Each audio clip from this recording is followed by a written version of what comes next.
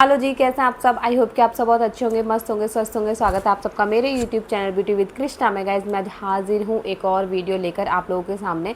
और आज का जो वीडियो है ना, इसमें मैं आप लोगों के साथ शेयर करने वाली हूँ 5 ऐसी सबसे बड़ी गलतियाँ जो कि हम अपनी डेली लाइफ रूटीन में करते रहते हैं। अगर आपकी स्किन पर एक्ने हैं, पिम्पल्स हैं, या फिर पिगमेंटेशन है, या फिर डार्क स्पॉट है, तो आपको ऐसी कौन सी 5 गलतियाँ हैं जो बिल्कुल ही नहीं करनी चाहिए। आपको जितना हो सके उन्हें अवॉइड करना चाहिए। क्योंकि मेरे केस में यही था। जैसे आप लोगों को पता है कि मैंने अभी आप लोगों के साथ अपनी एक्ने की जर्नी शेयर करी है, और अपने एक्ने की जर्नी में ही मैंने ये सारी गलतियाँ अपने साथ की थी। और उसके बाद मुझे काफ़ी रियलाइज़ हुआ, हर एक चीज़ के बारे में मुझे बहुत धीरे धीरे करके पता चला।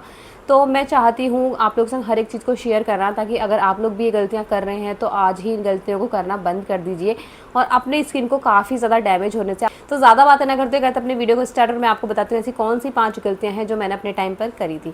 सबसे पहली जो मेरी गलती थी वो यही था कि मैं ना ओवर क्लिनजिंग करती थी, कि क्योंकि मेरे फेस पर एक्ने हो गए थे और मुझे ऐसा लगता था कि सीबम बहुत ज़्यादा प्रोड्यूस हो रहा है, क्योंकि मेरी स्किन हमेशा से ऑयली ही रही है और मेरी स्किन पर कभी ऐसे एक्ने का इशू नहीं रहा है। सीरियसली हमेशा होते थे तो 1 या 2 पिंपल होते थे और कुछ हफ्ते बाद वो अपने आप रिड्यूस हो जाते थे।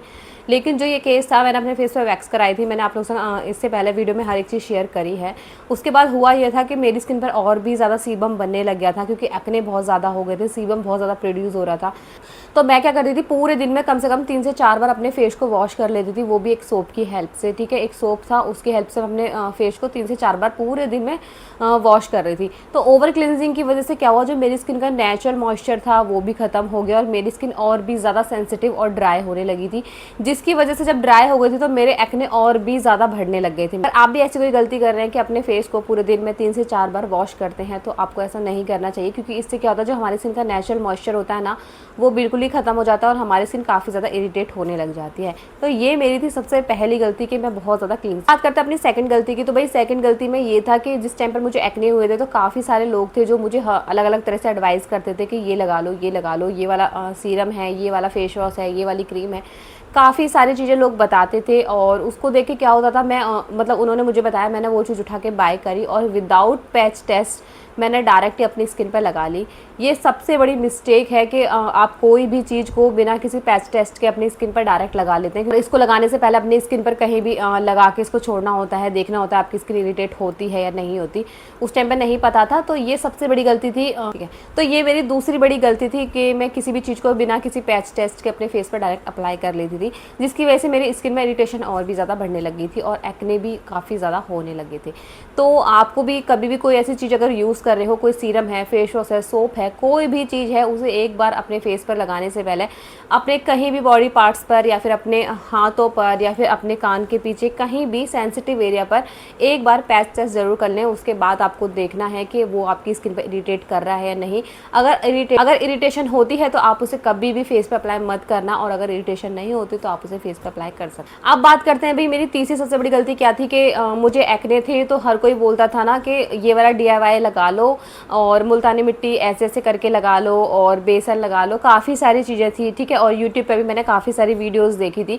और ये होता है कि DIYs ऐसे होते हैं कि आपको क्विक रिजल्ट नहीं देते, और हमारे माइंड में हमेशा यही रहता है, चाहे पिगमेंटेशन है चाहे एक्ने है, हमें हमेशा ऐसा चाहिए होता है कि मतलब आज अप्लाई कराना तो थोड़ा बहुत कम से कम 5 या 10% तो हमें रिजल्ट मिले। लेकिन वो हमारी गलती होती है कि हम एक नेचुरल जो प्रोसेस कर रहे हैं, नेचुरल चीज़ों से हम ये एक्सपेक्ट कर रहे हैं कि हमको क्विक रिजल्ट मिल जाए, एकदम फास्ट रिजल्ट मिल जाए। तो ऐसा पॉसिबल ही नहीं है। चाहे आपके एक्ने हो, चाहे आपकी पिगमेंटेशन हो, डार्क स्पॉट हो, कोई भी प्रॉब्लम हो, आपको एकदम से रिजल्ट नहीं मिल सकते, क्योंकि एक स्लो प्रोसेस होता है। ये चीज़ें आज समझ आती हैं, लेकिन उस टाइम पर नहीं समझ आती थी और मुझे हमेशा से ऐसा चाहिए होता था, क्योंकि यार होता है ना, आप इमोशनली काफ़ी ज़्यादा डिस्टर्ब हो जाते हो और लोगों की ऐसी सी बातें सुन के भी आपको ऐसा लगता है कि अब तो बस कैसे भी हो लेकिन एक्ने ठीक हो। जैसे अभी पिगमेंटेशन का लगता था ना कि बस कैसे भी हो लेकिन पिगमेंटेशन ठीक हो जाए जल्दी से। तो उस टाइम पर वो एक्ने वाली जर्नी में मेरा ये वाला हाल था कि बस कैसे भी हो मेरे एक्ने ठीक हो जाए। तो काफ़ी सारे DIYs मैं यूट्यूब पर भी देखती थी, बहुत सारे लोगों की वीडियोज़ भी देखती थी।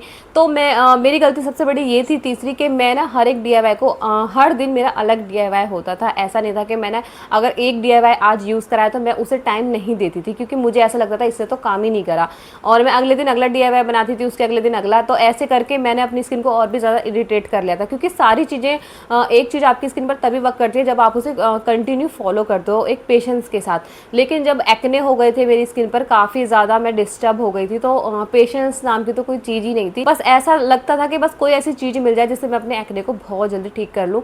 तो ये मेरी तीसरी सबसे बड़ी गलती थी कि मैं हर एक दिन DIY चेंज कर रही थी। और मैं आप भी ऐसे कोई DIYs वगैरह यूज़ करते हो तो प्लीज़ उन्हें पेशेंस के साथ यूज़ करो, उन्हें थोड़ा सा टाइम दो, क्योंकि ये जो नेचुरल चीज़ें होती है ना, ये थोड़ा ना स्लो वर्क करती हैं, लेकिन वर्क ज़रूर करती हैं। जो मैंने अपने एक्ने की जर्नी में उस टाइम पर की थी कि जब मुझे पस वाले पिंपल हुए थे, तो मेरे दिमाग में ये थॉट आया था कि अगर जो ये पस है, अगर मैं इनको ऐसे दबाकर बाहर निकाल दूंगी तो हो सकता है ये पिंपल यहीं के रिड्यूस हो जाए, क्योंकि जो पस वाले पिंपल थे वो बहुत ज़्यादा पेनफुल थे। उनमें इतना पेन होता था, अगर गलती से मेरा हाथ भी लग जाए ना फेस वॉश करते हुए, या अचानक से कैसे भी लग जाए, तो उनमें इतना पेन होता था बहुत ज़्यादा।